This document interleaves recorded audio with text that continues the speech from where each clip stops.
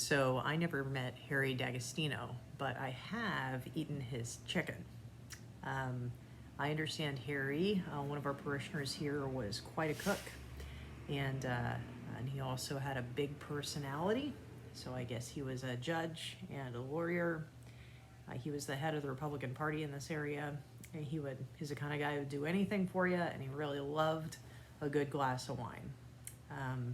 And even though Harry has gone to be with the Lord, he left behind some recipes at the church. And so that is how, a couple of weeks ago, at the parish picnic in my backyard, I was eating his chicken. A lot of you at St. Peter's could tell me stories about Harry because you knew him personally. But the fact that even though I didn't know him and I have tasted his chicken shows how the past has this way of kind of showing up in our present and even of meeting us in our future. And that's one reason why, as a church, we've been taking time for the last several weeks to tell stories. Because by remembering who God has made us to be before in the past, we can get a glimpse of where God is taking us in the future. Our future will have a little bit of flavor of our life together now. And that can be a good thing, like eating good chicken. But, it can also be a double-edged sword. It can be a danger because our past can seem so big and so overwhelming that it could kind of overwhelm our future. And that could be a danger here at St. Peter's because this church, like Harry, has a big personality. And the names of people who have gone before us in this place are engraved on beautiful stone and brass and marble. And we can be overwhelmed by the stories of grandeur. When we had more people and we had more influence and more money and more activity around this church. And so it is a good thing that this week's reading was about Jacob. Now, Jacob, in the reading on Sunday, was a man who is about to face his past in the form of his older brother, who was coming to kill him, he thought, riding with 400 men with him, with a small army. And Jacob's past wasn't overwhelming to him because it was too grand. It was overwhelming because it was a disaster of his own making. And so I just want to give you a little bit of Jacob's story from the book of Genesis that leads up to the reading that we are looking at today. So Jacob was a cheat. He cheated a lot of people. The main person he cheated was his twin brother Esau, who's listed in the story. Apparently, when the boys were in the womb, they were even wrestling and struggling, and their mom prayed and said, "Lord, what on earth is going on with these babies?" And God told her, "Your sons are two nations. They're wrestling in your womb." And so when Esau, the firstborn, came out of the womb, Jacob's hand was gripping his heel. And that's where he got his name, Jacob. It means, in Hebrew, supplanter, or you could say the cheater. And Jacob lived up to that name. As the firstborn, Esau was supposed to inherit the best stuff, right? He was supposed to get the birthright. He was supposed to get leadership of the clan. And so it was supposed to be Abraham, Isaac, and Esau, right? But that's not what we hear, right? And so Jacob wanted all of that stuff. He wanted that good stuff. And so one day, Esau, who liked being outside and hunting and doing all that kind of stuff, he returned from an unsuccessful hunt. And he was hungry. And Jacob liked to hang out at camp and cook, and so he had been making this bowl of stew. And Esau, who apparently was also a little bit dramatic, said, "I am going to die if I don't eat something, so give me a bowl of that stew." And Jacob said, "I'll sell you a bowl of the stew for your birthright." And Esau said, "Well, what good will my birthright do me if I die because I'm so hungry," right? So he sells his birthright to Jacob. Not a good deal. And so after that, Jacob not only cheats Esau out of his birthright, he cheats him out of his blessing that accompanies it. And so he disguises himself as Esau, and he tricks their blind father into blessing him instead. So Jacob is what we like to call a predatory lowlife, right? Like he's awful. And so after he does this, Esau is fed up and he swears to kill Jacob for doing this. And so Jacob runs away. And at this moment of what you could probably say is his greatest unworthiness, God appears and he says, Jacob, I am going to bless you. And he promises to be with him. And Jacob has this dramatic vision of Jacob's ladder that some of you have heard about. And then after that, a lot of life happens to Jacob. So he's in this different country, and he works for his uncle, who turns out to be as big of a cheater as he is, and that's a whole nother story. And Jacob marries 4 different women all at the same time, not recommended, by the way. And he has, at that time, 11 children, 11 boys. He ends up having 12 boys and 1 girl. And he decides finally to run away from his cheater uncle, to return to his homeland, to face his past, to face Esau. And that finally brings us to where we are in today's story, in Genesis chapter 32.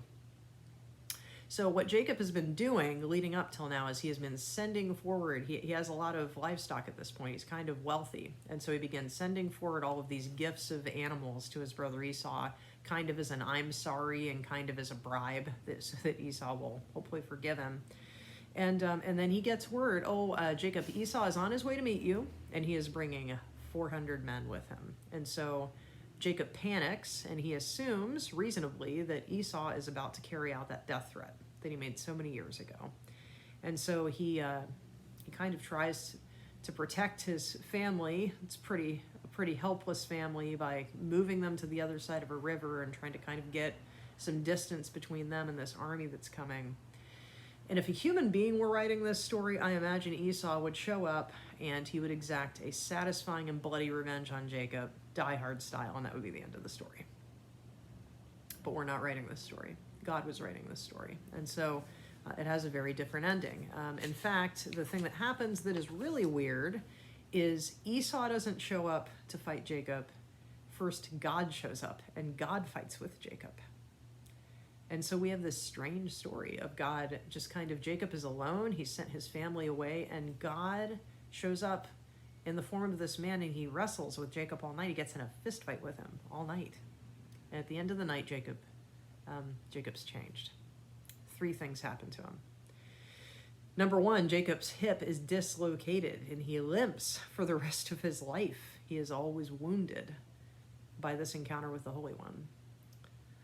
Secondly, Jacob is blessed. God blesses him. He puts his blessing on Jacob before they part. And so every time Jacob's hip would twinge for the rest of his life, he would remember his blessing. And third, Jacob gets a new name. He is no longer Jacob the supplanter or Jacob the cheater. God says, you are Israel. You are he who strives with God.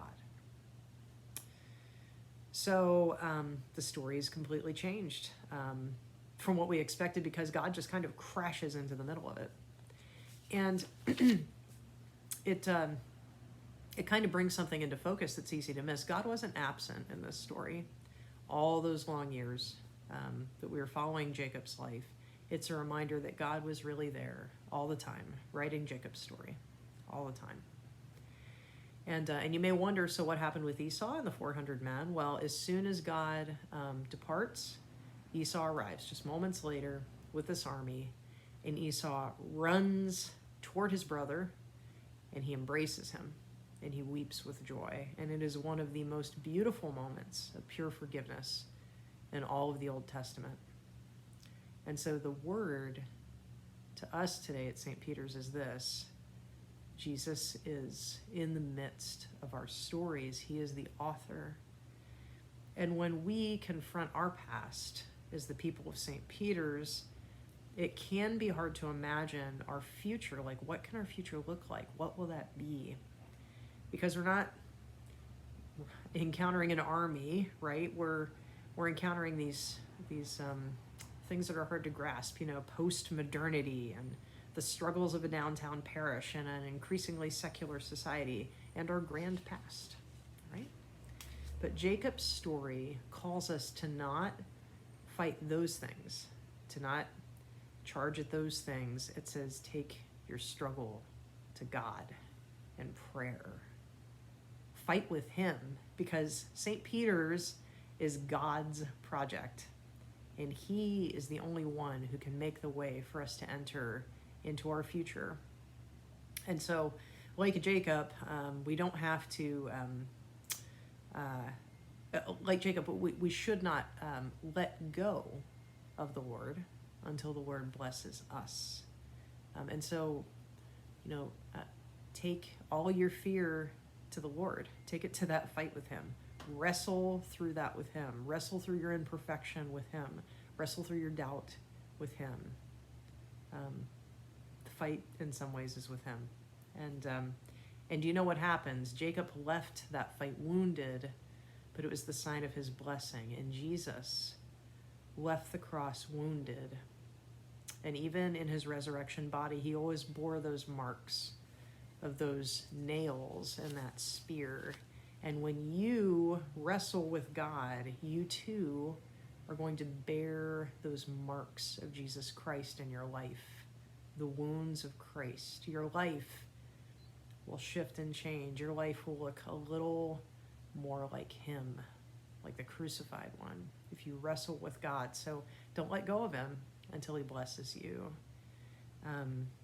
Don't let go until you too know that you have been crucified with Christ, and his life is the life that is being lived through you. So then, if we do that, we, as people who have encountered the crucified and the risen one, we can meet the past grandeur without fear. Because we know that the crucified one's blessing is on us, and we remember who's writing this story.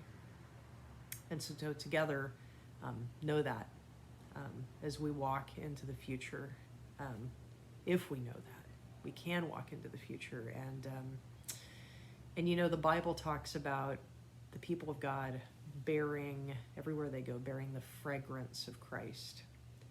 And so let's do that. And I think maybe for us, it might smell a little bit like some really good chicken too.